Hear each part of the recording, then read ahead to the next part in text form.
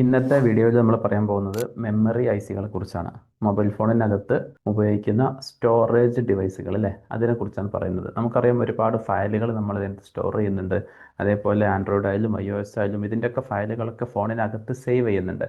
അപ്പോൾ അതിന് യൂസ് ചെയ്യുന്ന ആ ഒരു സെക്ഷനെ കുറിച്ചാണ് നമ്മൾ ഇന്നത്തെ വീഡിയോയിലൂടെ പറയാൻ പോകുന്നത്. അപ്പോൾ നമുക്കറിയാം മെമ്മറി എന്ന് പറഞ്ഞു കഴിഞ്ഞാൽ എല്ലാ മൊബൈൽ ഫോണുകളിലും ഉണ്ടാവും. അതായത് മൊബൈൽ ഫോൺ എന്ന് പറയുന്നത് അതിനകത്ത് യൂസ് ചെയ്യുന്നത് നേരത്തെ നമ്മൾ പറഞ്ഞു മൈക്രോ പ്രൊസസ്സേഴ്സ് ആണല്ലോ, നമ്മൾ പ്രൊസസ്സർ എന്നാണ് പറയാറുള്ളത്. മൈക്രോ കൺട്രോളർ യൂസ് ചെയ്യുന്നതിലാണെങ്കിൽ കൺട്രോളർ ഐസിക്ക് അകത്ത് ഇന്റേണൽ മെമ്മറി ഉണ്ടായിരിക്കും. അപ്പം പ്രൊസസ്സർ യൂസ് ചെയ്യുന്ന ഡിവൈസ് ആയതുകൊണ്ട് തന്നെ നിർബന്ധമായിട്ടും എല്ലാ മൊബൈൽ ഫോണുകളിലും CPU അടുത്തായിട്ട് CPU എങ്ങനെ വർക്ക് ചെയ്യണമെന്നുള്ള ഡാറ്റ സേവ് ചെയ്യാൻ വേണ്ടിയിട്ടും യൂസറുടെ ഡാറ്റാസ് സേവ് ചെയ്യാൻ വേണ്ടിയിട്ടും, അതായത് നമ്മുടെ വീഡിയോസ്, ഓഡിയോസ്, നമ്മുടെ ആപ്ലിക്കേഷൻസ് ഇതൊക്കെ സേവ് ചെയ്യാനൊക്കെ ആയിട്ട് CPU തൊട്ടടുത്തായിട്ട് അല്ലെങ്കിൽ CPU മുകളിൽ നമ്മൾ POP പറഞ്ഞിരുന്നു, ഡബിൾ ലെയർ ഐസി, ഇങ്ങനെ ആയിട്ട് എന്ത് ചെയ്യും, ഒരു മെമ്മറി ഡിവൈസ് അല്ലെങ്കിൽ മെമ്മറി ഐസികൾ ചെയ്യുന്നുണ്ട്. അപ്പോൾ നമ്മൾ പൊതുവെ ഇതിന് സ്റ്റോറേജ് ആയിട്ട് പറയാറുണ്ട്, ഫ്ലാഷ് മെമ്മറി എന്ന പേരിലൊക്കെ ഇതിന് പറയും. അപ്പോൾ അതിനെക്കുറിച്ചാണ് ഇന്നത്തെ വീഡിയോയിൽ പറയുന്നത്. മെയിൻലി നമുക്ക് ഫോണിൽ ഉപയോഗിക്കുന്ന മെമ്മറികളെ രണ്ടായിട്ടിരിക്കുന്നുണ്ട്. അതിലൊന്ന് റോമും, സെക്കൻഡ് വൺ റാമും. അപ്പോൾ ഇതിൽ റാം എന്ന് പറഞ്ഞു കഴിഞ്ഞാൽ നമുക്കറിയാം, നമ്മൾ സാധാരണ ഫോണുകളൊക്കെ പർച്ചേസ് ചെയ്യുമ്പോഴും ശ്രദ്ധിക്കുന്ന ഒരു പ്രധാനപ്പെട്ട ഒരു ഭാഗമാണ്, ഒരു പാട്ടാണ് മെമ്മറി എന്നുള്ളത്.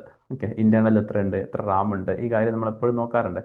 ചിലപ്പോൾ നമ്മൾ 464 അങ്ങനെ പറയും അല്ലേ, 8ഉം 128ഉം അങ്ങനെ പറയാറുണ്ട്. അപ്പോൾ റാമും അതിൻ്റെ ഇന്റർണൽ മെമ്മറിയാണ് നമ്മൾ എന്ത് ചെയ്യുന്നത് ഇങ്ങനെ പറയുന്നത്. 464 എന്ന് 4 GB റാമും 64 GB അതിൻ്റെ ഇന്റർണൽ സ്റ്റോറേജ് അല്ലെങ്കിൽ റോം എന്ന് പറയാം. അപ്പോൾ മൊബൈൽ ഫോണിനകത്തേക്ക് വരുമ്പോൾ നമ്മൾ നേരത്തെ പറഞ്ഞു SOC എന്നൊരു കോൺസെപ്റ്റ് ആണ്. SOC എന്നാൽ ഒരു സെക്ഷൻ ഒന്നായിട്ട് എന്ത് ചെയ്യുക, ഒറ്റൊന്നിലേക്ക് ഉൾക്കൊള്ളിക്കുന്ന SOC എന്ന് പറയുന്നത്. അപ്പോൾ അതുകൊണ്ട് തന്നെ ഇവിടെ നമ്മൾ റാം കഴിഞ്ഞ അടുത്ത റോം എന്നുള്ളതിനകത്ത് ശരിക്ക് അതിനകത്ത് തന്നെയാണ് നമ്മൾ ഇന്റേണൽ സ്റ്റോറേജ്, യൂസറുടെ ഡാറ്റാസ് കൂടെ സേവ് ചെയ്യുന്നത്. ശരിക്കും റോം വേറെയും അല്ലെങ്കിൽ ഇന്റേണൽ സ്റ്റോറേജ് വേറെ ആയിട്ടാണ് വരേണ്ടത്. പക്ഷെ ഇതിനകത്ത് എന്താണ്, ഇത് രണ്ടും കൂടെ ഒറ്റ IC ആയിട്ടാണ് വരുന്നത്. ശരിക്കും ഫോണിൽ എന്ത് വേണം, റാം വേണം, അതേപോലെ റോം വേണം, പിന്നെ യൂസർ ഡാറ്റാസ് ഒക്കെ സ്റ്റോർ ചെയ്യാൻ ഇന്റേണൽ സ്റ്റോറേജ് മെമ്മറിയും വേണം. ഇവിടെ റോമും ഇന്റേണൽ സ്റ്റോറേജ് എല്ലാം കൂടിയിട്ട് ഒറ്റ IC ആയിട്ടാണ് ഫോണിനകത്ത് വരുന്നത്. കൂടെ തന്നെ എന്ത് ചെയ്യുന്നുണ്ട്, ചിലപ്പോൾ അതും കൂടി റാമും കൂടി ഒറ്റ IC ആയിട്ടൊക്കെ വരുന്ന മെത്തേഡ്സ് ഉണ്ട്. നമുക്ക് നോക്കാം എങ്ങനെ വരുന്നതല്ലോ. അപ്പോൾ എന്താണ് റാം, എന്താണ് റോം എന്നുള്ളതാണ് ആദ്യം നമ്മൾ പറയാൻ പോകുന്നത്. റാം എന്ന് പറഞ്ഞു കഴിഞ്ഞാൽ എന്താണ്, അതൊരു പ്ലാറ്റ്ഫോം മെമ്മറിയാണ്. അതായത് ഒരു ടെമ്പററി മെമ്മറിയാണ്. നമ്മളതിനെ പറയും ഒരു വോളട്ടൈൽ മെമ്മറി എന്നൊക്കെ പറയും. അതായത് ടെമ്പററിയാണ്, ഒരു താൽക്കാലികമായിട്ട് ഡാറ്റ അതിനകത്ത് സേവ് ചെയ്യും. അത് കഴിഞ്ഞാൽ അതിനകത്ത് ഡാറ്റ വരും. അത് കഴിഞ്ഞാൽ എന്ത് ചെയ്യും, പവർ ഓഫ് ചെയ്ത് കഴിഞ്ഞാൽ ഡാറ്റ എല്ലാം അതിനകത്ത് നിന്ന് ഇറേസ് ചെയ്യുന്ന ഒരു ടൈപ്പ് ഓഫ് മെമ്മറിയാണ് റാം എന്ന് പറയുന്നത്. ഇപ്പോൾ നമ്മൾ പ്ലാറ്റ്ഫോം മെമ്മറി എന്ന് പറയുന്നു. ഫോർ എക്സാമ്പിൾ ആയിട്ട് നമ്മൾ ഫോൺ ഓഫ് ചെയ്ത് കഴിഞ്ഞാൽ റാം എന്ന മെമ്മറി കാലിയായിരിക്കും, അതിനകത്തൊന്നും ഉണ്ടാവില്ല.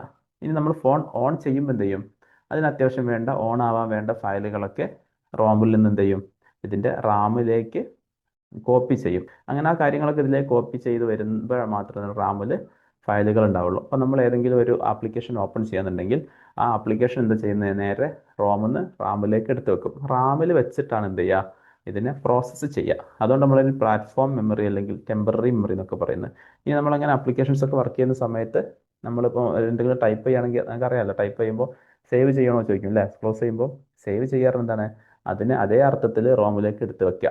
അതേസമയം നമ്മൾ സേവ് ചെയ്യാത്ത സമയത്ത് അത് ഉള്ളത് എവിടെയാണ്, റാമിലാണ്. അതുകൊണ്ട് പവർ ഓഫ് ചെയ്ത് കഴിഞ്ഞാൽ റാം വോളട്ടൈൽ മെമ്മറിയാണ്, അത് കാലിയായി പോകും, പിന്നെ അതിനകത്തൊന്നും ഉണ്ടാവില്ല.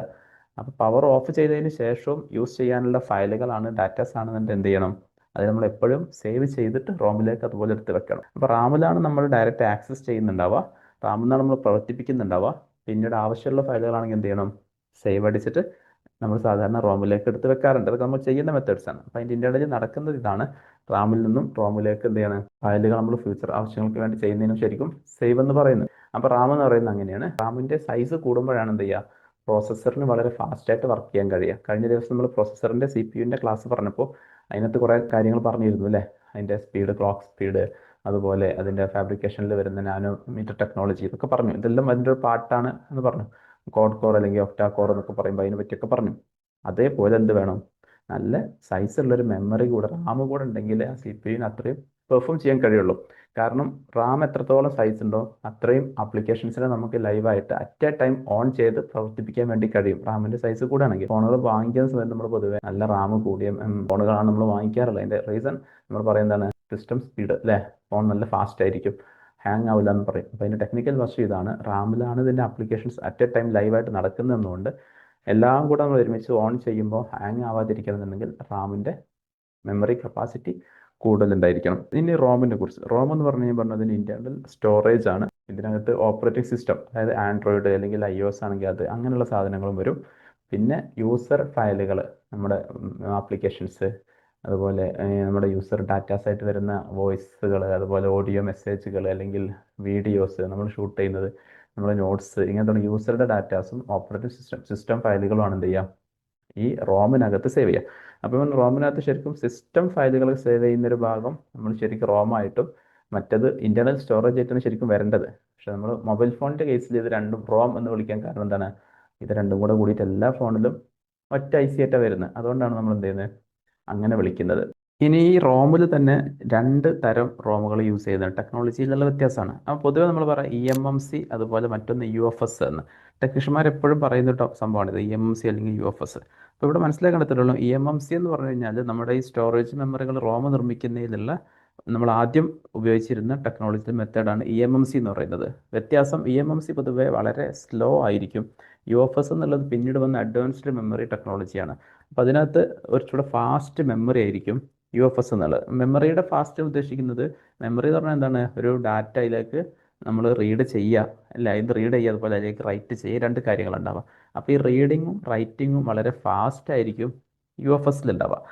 eMMCയിലാണെങ്കിലോ അത് വളരെ സ്പീഡ് കുറഞ്ഞ രീതിയിലായിരിക്കും ഉണ്ടാവുക. ഇപ്പോൾ eMMCയിൽ തന്നെ കുറേ വേർഷൻസ് വരുന്നുണ്ട്. eMMCയുടെ ഏറ്റവും ലേറ്റസ്റ്റ് വേർഷൻ പോലും നമ്മുടെ UFSൻ്റെ ബേസിക് വേർഷൻ്റെ ലെവലിലേക്ക് എത്തുന്നില്ല. അപ്പോൾ ഒരേ സമയം ഒരുപാട് ഇൻസ്ട്രക്ഷൻസ് റീഡ് ചെയ്യാനും റൈറ്റ് ചെയ്യാനും ഒക്കെ കഴിയുന്നു എന്നുള്ളതാണ് UFSൻ്റെ ഏറ്റവും വലിയ പ്രത്യേകത. പുതിയ സ്മാർട്ട് ഫോണുകളിലൊക്കെ UFS ആണ് ഇപ്പോൾ യൂസ് ചെയ്യുന്നത്. അതുപോലെ തന്നെ ഇവിടെ അറിഞ്ഞിരിക്കേണ്ട മറ്റൊരു കാര്യമാണ്, മൊബൈൽ ഫോണുകളിൽ ചിലപ്പം റാമും റോമും സെപ്പറേറ്റ് ICകളായിട്ട് കാണില്ല എന്ന് നേരത്തെ ഞാൻ പറഞ്ഞു. ചില ഫോണുകളിലൊക്കെ ഇതെല്ലാം കൂടി ഒന്നായിരിക്കും. അപ്പോൾ നമ്മൾ നേരത്തെ MCP എന്ന് പറഞ്ഞപ്പോൾ ഒരു കോൺസെപ്റ്റ് അല്ലേ, multi chip package, combo memory എന്നൊക്കെ പറയും നമ്മൾ. അതിനകത്ത് എന്താണ്, റാമും റോമും ഒറ്റ IC ആയിട്ട്. അപ്പോൾ അങ്ങനെ വരുമ്പോൾ അതിന് നമ്മൾ വിളിക്കുന്ന പേര്, ഇപ്പോൾ eMMCയും റാമും കൂടി വരികയാണെങ്കിൽ നമ്മൾ അതിന് വിളിക്കുന്നൊരു പേരാണ് EMCP എന്നൊരു പേര് വിളിക്കാറുണ്ട്, EMCP. അതേപോലെ UFSും റാമും കൂടി ഒറ്റ IC ആയിട്ട് വരികയാണെന്നുണ്ടെങ്കിൽ അത് നമുക്ക് UMCP എന്നും വിളിക്കാറുണ്ട്. ഇനി എങ്ങനെയാണ് ഇത് ഫോണുകളിൽ കണ്ടു കഴിഞ്ഞാൽ ഐഡൻറ്റിഫൈ ചെയ്യുക മെമ്മറി IC? നേരത്തെ നമ്മൾ ഓരോ IC പറയുമ്പോഴും അതെങ്ങനെയാണ് മദർ ബോർഡിൽ ഐഡൻറ്റിഫൈ ചെയ്യുക എന്ന് പറയുന്നുണ്ട്. അപ്പോൾ ഇതിന് ഏറ്റവും നല്ലത് എങ്ങനെ മനസ്സിലാക്കാം, CPU ഏറ്റവും അടുത്തായിരിക്കും ഈ IC വെച്ചിട്ടുണ്ടാവുക. അതിൻ്റെ കാരണം നമുക്കറിയാം, CPU ഈ മെമ്മറിയെ റീഡ് റൈറ്റ് ചെയ്തിട്ടാണ് ഇത് പ്രോസസ്സ് ചെയ്യുന്നത്. അപ്പോൾ അതുകൊണ്ട് സ്പീഡ് കൂടാൻ വേണ്ടിയിട്ട്, ഡാറ്റ ട്രാൻസ്ഫറിങ് അതിൻ്റെ ലെങ്ത് കൂടി കഴിഞ്ഞാൽ സ്വാഭാവികമായിട്ടും സ്ലോ ആവും, പ്രോസസ്സിങ് സ്ലോ ആവും. അപ്പോൾ പെട്ടെന്ന് മെമ്മറിയിൽ നിന്ന് ഡാറ്റ എടുക്കാനും കൊടുക്കാനും കഴിയാൻ വേണ്ടിയിട്ട് മെമ്മറിയും CPU തമ്മിലുള്ള ലൈൻസ് അടുത്ത് നീളം കുറയാൻ വേണ്ടിയിട്ട് CPU ചേർന്നായിരിക്കും IC വെച്ചിട്ടുണ്ടാവുക. അല്ലെങ്കിൽ CPU നേരെ മുകളിൽ, അല്ലേ, നമ്മൾ പറഞ്ഞിരുന്നു POP, ഡബിൾ ലെയർ IC ആയിട്ട് വെച്ചിട്ടുണ്ട്. അപ്പോൾ അങ്ങനെ വളരെ ഫാസ്റ്റായിട്ട് IC നമുക്ക് മദർ ബോർഡിൽ ഐഡൻറ്റിഫൈ ചെയ്യാൻ വേണ്ടി പറ്റും. CPU തൊട്ടടുത്ത് അല്ലെങ്കിൽ മുകളിലിരിക്കുന്ന IC ആണ് നമ്മളീ പറഞ്ഞ മെമ്മറി ICകൾ. അപ്പോൾ ഈ 2 പേര് ഓർത്തുക, UMCP അതുപോലെ EMCP. ഇനി നമ്മൾ അറിയേണ്ടത് ഫോണിനകത്ത് ഏതൊക്കെ കമ്പനികളാണ് ഈ IC മാനുഫാക്ചർ ചെയ്യുന്നത് എന്നുള്ളത്. അപ്പോൾ ഇതിനകത്ത് പ്രധാനമായിട്ട് ഉപയോഗിക്കുന്നത് സാംസങ് ഇലക്ട്രോണിക്സ് ഉണ്ട്. സാംസങ്ങിൻ്റെ ICകൾ, മെമ്മറി ICകൾ, റാമും റോമും ഒക്കെ ആയിട്ട് മദർ ബോർഡിൽ കാണാൻ പറ്റും. മൊബൈൽ ഫോണിൽ ഇപ്പോൾ സാംസങ് ഇലക്ട്രോണിക്സ് യൂസ് ചെയ്യുന്നുണ്ട്. പിന്നെ വരുന്ന ഒന്ന് നമുക്ക് SK ഹൈനിക്സ് എന്നുള്ള കമ്പനി വരുന്നുണ്ട്. അതേപോലെ മൈക്രോൺ ടെക്നോളജി, കിയോക്സിയ എന്നൊരു കമ്പനി വരുന്നുണ്ട്. പഴയ തോഷിബയിലൊക്കെ ചെയ്തിരുന്ന കമ്പനിയാണ്. പിന്നെ വരുന്ന വെസ്റ്റേൺ ഡിജിറ്റൽ, WD. ഈ കമ്പനികളാണ് ഏറ്റവും പ്രധാനപ്പെട്ട, അതായത് മൊബൈൽ ഫോണിൽ ഏറ്റവും കൂടുതൽ നമുക്ക് മെമ്മറി ICകൾ മാനുഫാക്ചർ ചെയ്യുന്നത് ഈ കമ്പനികളാണ്.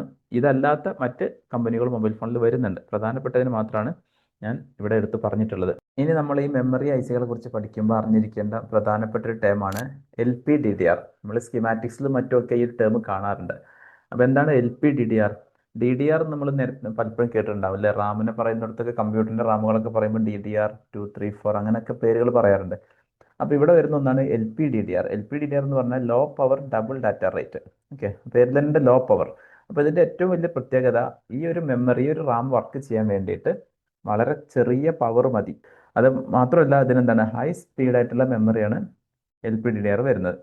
അപ്പോൾ high speed with low power എന്നുള്ളതാണ് എന്ത്, ഇതിൻ്റെ ഏറ്റവും വലിയൊരു അഡ്വാൻറ്റേജ് വരുന്നത്. നമ്മൾ നേരത്തെ പറഞ്ഞു, ഇത് സാധാരണ CPU മുകളിൽ, അല്ലേ, വെച്ചിട്ട് റാം ഡബിൾ ലെയർ ആയിട്ട് റാം വെച്ച് വരാറുണ്ട്.